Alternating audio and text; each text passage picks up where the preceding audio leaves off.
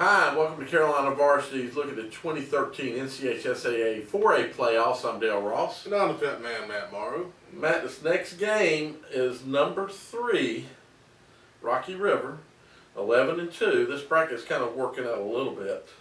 At least this half of the bracket worked out the way I guess it should have. 11-2, going up to Greensboro to play Dudley, 12-0. Number 2 Dudley. Hokie is picking Rocky River by 28. Rocky River last week. Dudley by 28. Dudley. Sorry about that. We'll leave that in there. See if anybody catches it. Rocky River last week defeated Porter Ridge 37-29. Attended that ball game, and it was a ball game that Rocky River came out, played I think well and solid, and they got up early.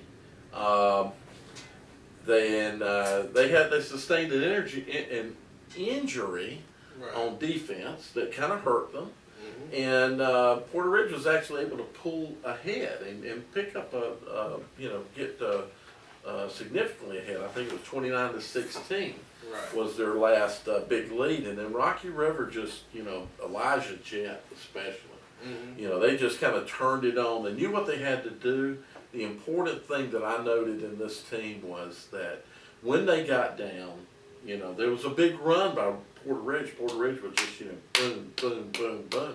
Right. And it kind of, I'm sure some people in the stands thought, man, this game's getting out of hand. But I'm going to tell you, the sideline was 100% in control. There was no, what's going on, what are we doing, and any questioning of what's happening. They just kept on, and I heard them say, a few things. We just got to do what we came here to do. We got to do what we're supposed to do. And sure enough, they were able to, round things out and pull out the win in the end. Right. I thought Porter Ridge played a great ball game. This is my first time getting to see Porter Ridge this year. Of course, it was in a loss, but Porter Ridge got a good ball team this year. They actually, I think they might have been as good or nearly as good as their team last year, at least what I saw Friday night. Dudley, on the other hand, didn't have much trouble with North Davidson. 46-14. That's a daggone impressive win right there. North Davidson is not a slouch. They are a very good offensive team, and Dudley just ran right through them. Obviously, Dudley is one of the favorites in 4A this year. I think everybody's kind of picking them to meet Scotland for the state championship. Right. Rocky River, in their 4th year now, is in the 3rd round of the playoffs. It's hard for schools that have been, in existence for 40 years. You got some that have never seen the playoffs. I'm just going to throw a couple of numbers. I don't have numbers for Dudley, but I'm going to throw a couple of numbers out for Rocky River. Okay. And, it's kind of impressive when you talk about Rocky River, and, we talk about Jett, Brannon, and Davis, right? Three-headed monster. That's their three-headed monster, but, their quarterback has 295. One of their quarterbacks, they have 2 quarterbacks. But when you look at carries, the number of carries, Jett has 95, Brannon has 87, Davis has 114, and Ramadan, I don't know if I'm pronouncing his name correctly, he has 93. If I'm not, I'm sorry, Coach Fowler or somebody tell me how to pronounce it. But he's got 9 TDs. He's actually got more TDs than the others. Jett has 7. And then in the quarterbacking, he has 1,068 yards and 4 TDs. And they have a second quarterback that they bring in, Alan Brown. He's 38-64. I didn't put his yardage down, but he's thrown for 4 TDs. Rocky River's offense, when you look at it, remember talking early in the year about how Rocky River needs to throw the ball. Rocky River's thrown the ball for, I remember the number, so his number is somewhere in the 600 range, because they've thrown for over 1,600 yards. So they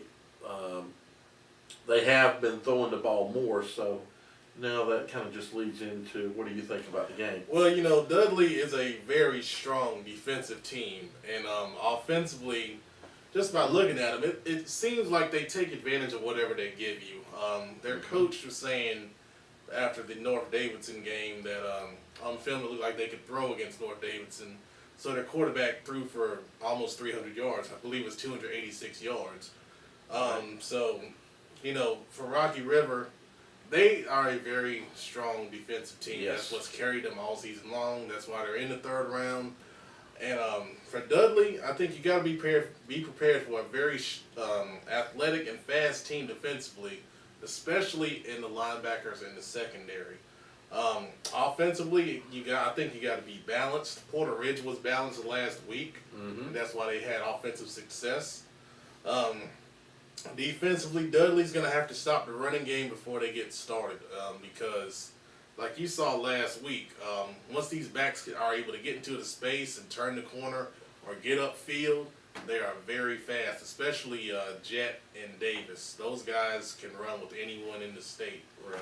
And you want to get Rocky River in the third and longs if you can, because they throw the ball and they have the ability to throw the ball and they've been doing it better, but you'd rather have them in that situation than in a situation where they're in a third manageable and they can still run for a first down or threaten you with the pass. I think for Rocky River, they got to be efficient offensively, and they got to use the Dudley aggressive nature on defense against them. And there's several ways you can do that: with screens, draws, counters, reverses, all those things. You got a great defense. They're going to fly to the football. They're going to be fired up. Early on, I think you got to take advantage of that enthusiasm and that intensity they're going to have. And Rocky River has some of that stuff in. I saw them earlier this year when they played Myers Park. They had a nice trick play they used. I won't go into the details on it, but this is the type of game that you can pull that stuff out on and have some success with it. Right. And I think Rocky River in this situation, they're going in as a huge underdog according to Hokies' prediction. Right. And they're not going to hold anything back here. Dudley's they're 12-0. They haven't been challenged much all year because they've just been blowing people out. So I think Rocky River, they got to get to halftime with this score close.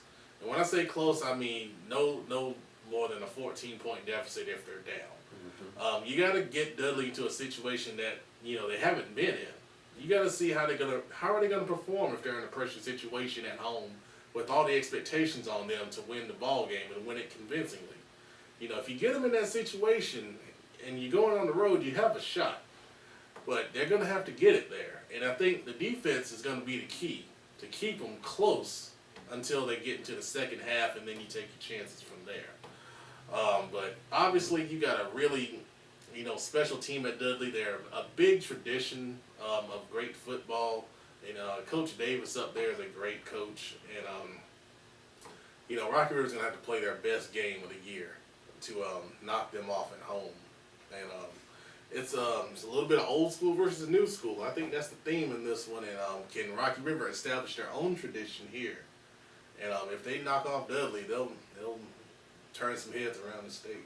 Well, it certainly will be a milestone win. Yeah. If they can advance to a regional final, Mm-hmm. defeat a state power, Yep. Projected by, like as we say, many people feel like they'll be in the state championship, Mm-hmm. and I'm sure there's some that feel like they will be the state champion on the strength of that defense. Defense wins championships, they say, and on that fact, I kind of like Rocky River's opportunities because they've got a solid defensive staff, and I think it's going to come down to players making plays. Right. But I think it's going to be very important. Coaches making schemes. I think it's going to be a big part of this ball game, and Rocky River's potential for success is going to be on their coaches coming up with a good game plan, Right. Defensively and offensively. But I think it's going to come down to them making a good game plan and then the players executing that plan. And that's a good point you bring up, because North Davidson coach after the game said, well, everything we saw on film, Dudley was an 80% run team. And they come out and throw for almost 300 yards. So, if you're Rocky River, you got to have a plan in, obviously for the run. But if they come out and you're showing them run, heavy defensive looks, you got to know that they're going to try to throw on you. if they see that. So it'll be a good chess match, and that's a very good point. Yeah, I think I like Coach Simpson and his staff, and I believe they'll understand what the tendencies are and what will happen. I think it's really going to come down to players executing and making some plays within those schemes. Personally, I'm not going to make a pick yet, but I don't think it's going to be a 28-point spread.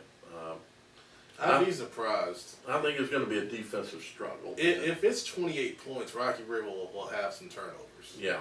That's what I think. Well, that's the important thing, obviously. Turnovers will flip the card anywhere, and they'll need to, and when we talk about playing your best game, that means executing every time, and that also, when I say every time, means all you players executing, doing what your assignment is, but it also means no penalties or few penalties and no turnovers. You put a bunch of turnovers up, then obviously you kill every opportunity. So could be, or hopefully it'll be a very good ball game up in Greensboro. You guys enjoy it.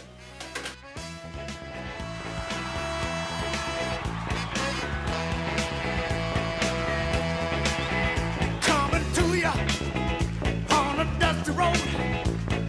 Good loving, I got a truckload.